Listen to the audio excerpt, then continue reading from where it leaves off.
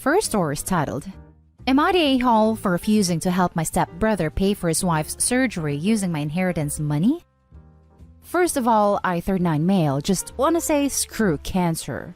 I've lost my mom and my son to this awful disease. My son passed away in 2015, but every day it still hurts the same. My mom and dad were divorced, and I mostly lived with my dad for several reasons. My stepbrother and I don't get along so well. To be frank, I didn't see him as a brother because of how he behaved during my mom's and my son's difficult days. I took care of my mother solely because my dad didn't care. He didn't even try to get the family to comfort me by at least visiting once in a while during my mom's sickness and after her death. No one wanted to spend time with me. I was not invited to birthdays, /family dinners, /New Year's Eve, etc. This year's Christmas was filled with tears and unpleasant memories. My loved ones weren't there, and I was literally wallowing in my misery, reminiscing about how my life used to be before everything was ruined. I remember one week after my son's death, my stepbrother had his wedding. He actually had the nerve to send me an invitation via my dad, thinking that I might attend. I was upset, not gonna lie. They downplayed my grief and made it worse to process my loss. I inherited money from my mom, but I haven't done anything with it yet. I decided to not make major decisions during the first year of grief. My days are the same, as I just visit my aunts from time to time and we talk. My dad and stepmom have been visiting my stepbrother's wife, who was in and out of the hospital for the past 2 months. I honestly don't ask, since my stepmom and her son don't feel comfortable talking about it. My dad sat with me and talked about the family putting money together to help pay for medical debts and prepare for my stepbrother's wife's surgery at the end of February. He asked since I now have money if I can contribute and help with the surgery. I refused and tried to change the subject, but he went on arguing about how I'm supposed to help my brother and support him, especially now. I only replied by asking him one question. I asked him, where was my brother when I was struggling? My dad didn't like that. He told me to let bygones be bygones and stop making this about me and making the situation hard for everyone. He said he promised my stepmom and stepbrother that he'll convince me to pay, and I'm making him look bad right now. We ended up yelling at each other, and then I told him that's not my problem. He got my aunt involved in this mess and keeps saying I'm giving up on family and I'm being spiteful and bitter. I felt guilty, but felt awful that they're asking for my mom's money. My mom, who they didn't even visit while she was sick. I understand what they're going through because I lived it with my son. It's every father's worst nightmare to see their son struggle like that. Then to have to suffer another great loss is too much. Now for the top comments. What's the old saying? You reap what you sow? No one was there for you, so how dare they demand money now? My advice? Go no contact with them. These people are selfish and toxic, not a-hole. Absolutely. They didn't stop for some time to see how I'm doing. They were busy with their lives acting like nothing happened. I know that life goes on, but I was literally left behind. My aunt was there for me. She lost her sister, so she understands my pain, though it may not be on the same level. But a loss is a loss, and my dad and his family didn't lose what I lost. Not a-hole. He has shown you he is not family. You owe him nothing. And shame on your father for making a deal with your money before getting it.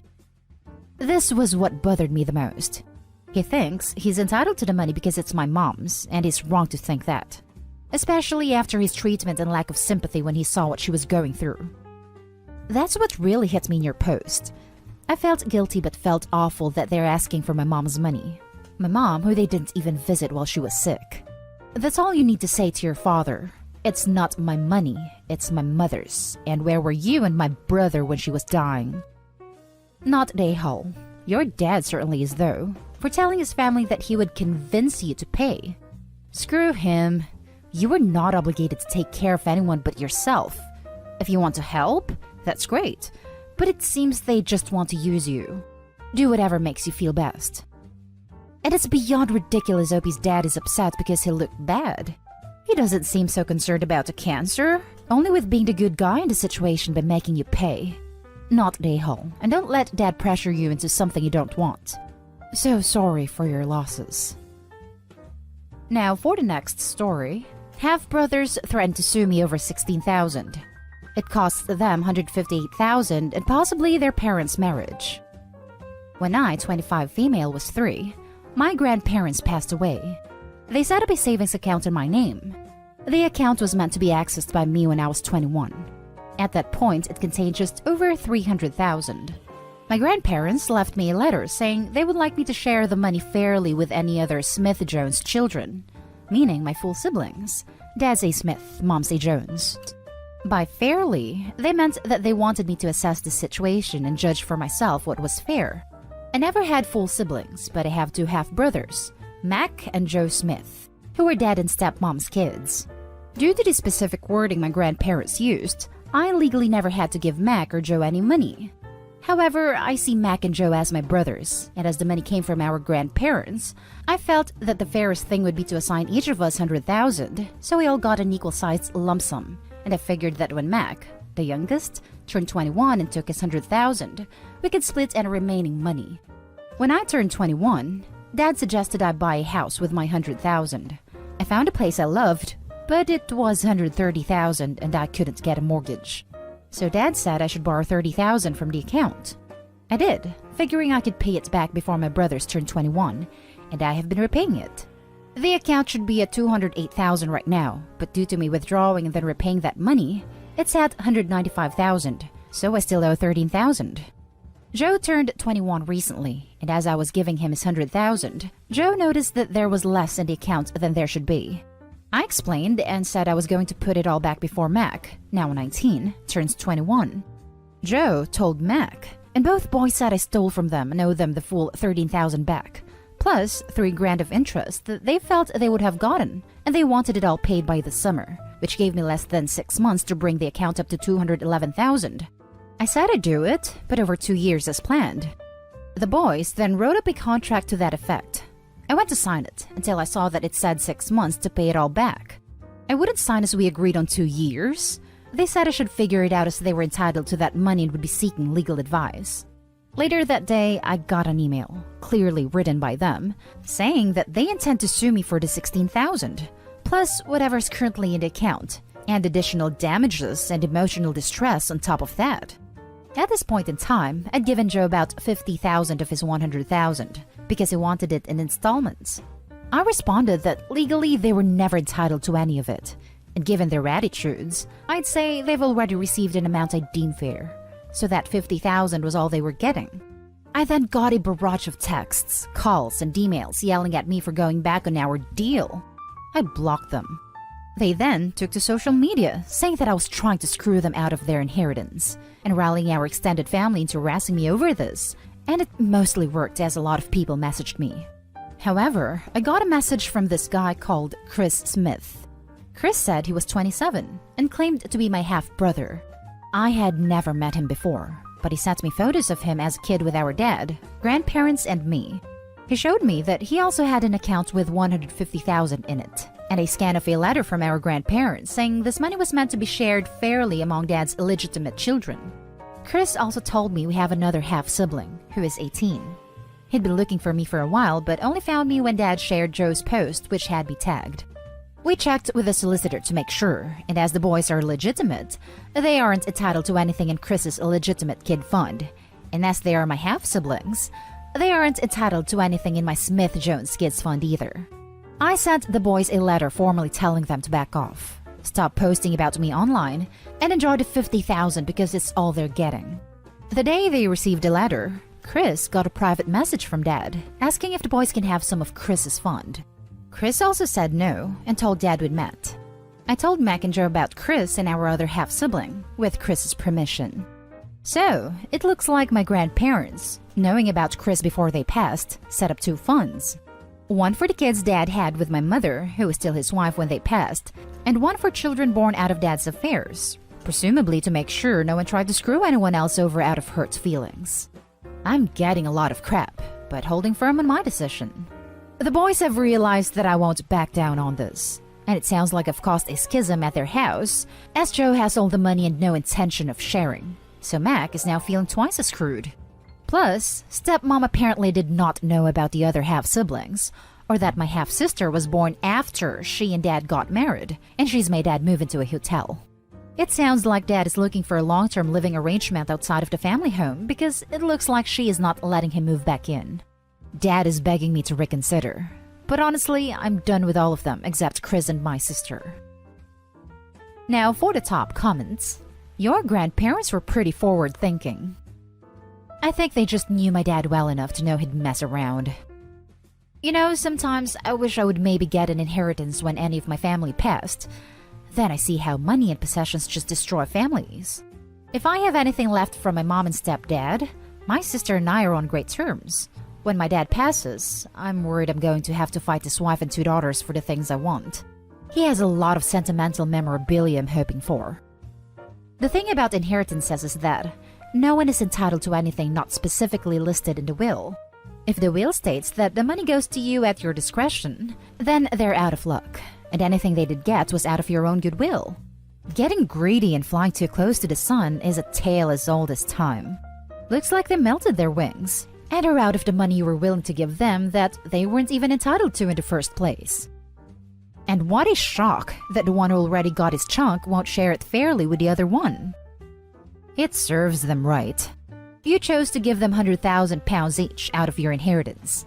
That's not the same as them being entitled to 1/3 of the fund. You tried to do right by them and they tried to screw you over money you volunteered.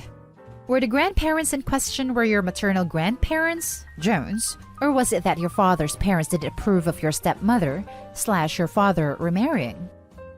Dad's parents. They never met my stepmom as far as I know, as he and mom were married when they passed away, and mom is still alive. The specificity seems to have assumed that he and mom would still be married, but he'd have had more affairs. Now for the last story. Am I the a-hole for telling my nephew that the reason he has designer shoes is because his mother is responsible with the money my husband gives her? I actually did have a reason to say this. My husband has a middle-income job and I stay at home. We have a 4-year-old boy and his sister is a single mom with a 6-year-old boy, his cousin.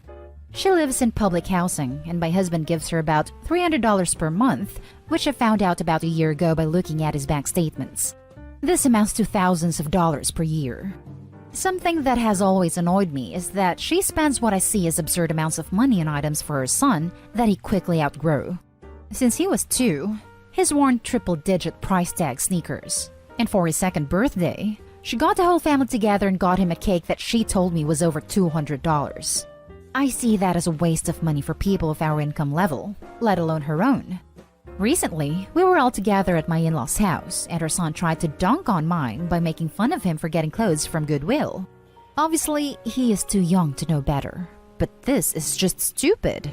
My own parents were middle class, but we shopped at Goodwill because it's a good deal, and it's stupid to be ashamed of it.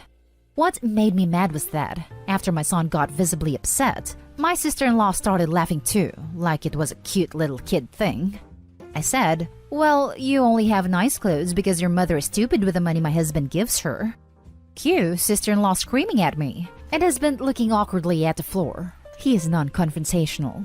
And me passive-aggressively smiling until we hightailed out of there.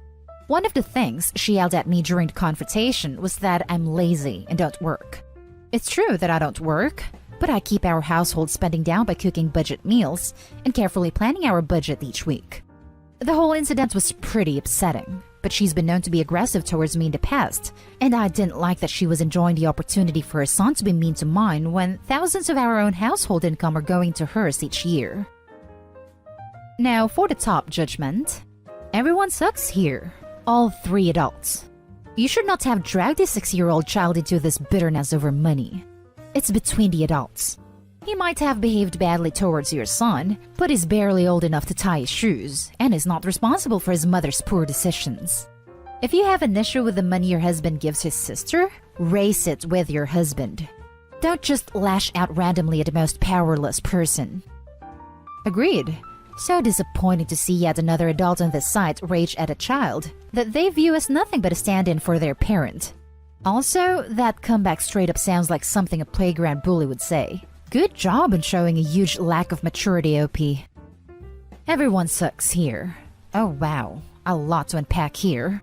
So you, a grown woman and mom, thought it was okay to trash talk a 6-year-old's mom to him? Granted that 6-year-old should not be bullying your son, but you should have age-appropriately told him to be nicer, and then talk to your sister-in-law. Secondly, Your husband should have told you he's giving money to his sister instead of you having to find out in his bank statements. Not cool to hide something like that from your wife. That's $3,600 a year. Thirdly, you and your husband need to communicate about this money. Your sister-in-law's actions, her attitude and cruelty to your son, should have consequences. Fourthly, let's not police your sister's spending. Your husband gives that money to her as a gift, and it's really crappy when people add strings. If you resent what she spends it on, don't give her money. Problem solved. If you're worried about how this will affect her son, then buy him a few needed items she can pawn or sell, or offer to pay for some of his school or doctor bills. It's not my savings, so I don't feel like it's my choice.